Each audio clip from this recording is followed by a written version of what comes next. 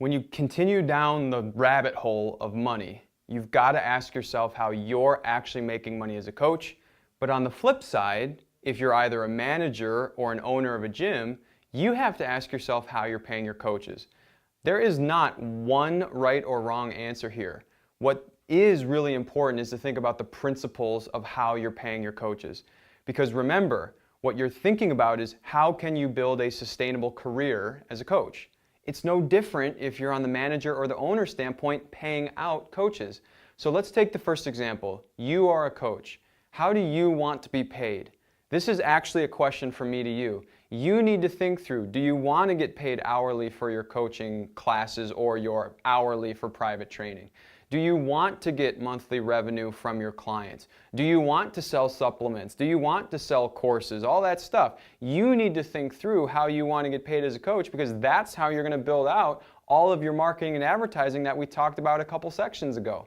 You have to put yourself into a scenario that you can get paid most effectively. That said, we've had quite a lot of success over the years paying coaches a percentage of the revenue that they bring in for their clients.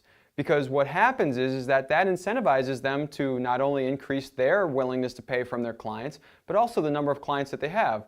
Now, certainly every coach is going to fall into a bucket of number of clients that they work with most effectively. Some coaches can work with 75 clients brilliantly. Other coaches want to work with 40, 45. Great. They just need to recognize what the reality of that looks like for their bottom line, and they also need to recognize how effectively they are able to retain those clients. What I'm trying to get to, though, is you need to put yourself into a scenario that gives you the opportunity to grow over time. If you're getting paid $20 per class for 4 years in a row with no increases in pay, you're not going anywhere. That's called a hobby, and you need to understand that. There's nothing wrong with that, but that's not a career. You need to figure out how you can either get paid more dollars per hour, and I mean a lot more dollars per hour, or you need to figure out how to put yourself into a different scenario where you are actually coaching on a professional level and getting paid what you're worth. That generally requires you to have to retain clients, because that's what proves your effectiveness or not.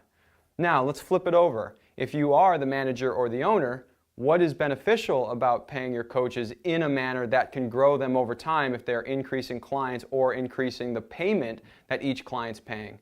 Number one, it's very important to show your coaches growth.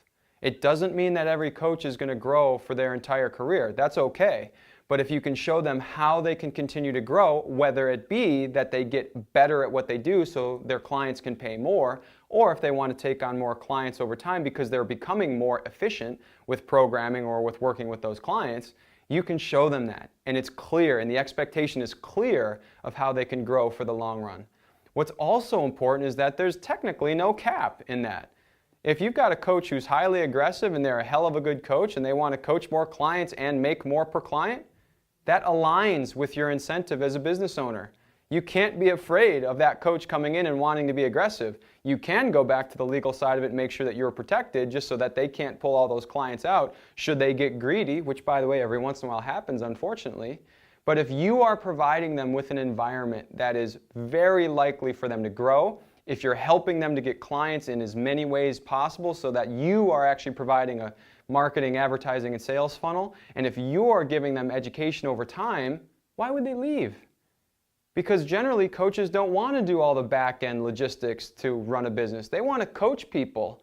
So whether you're a coach or whether you're in an ownership role, ask yourself, what is the best format in order for you to pay your coaches? Because if you want them to stay, they're going to need to be able to see long-term retention and growth.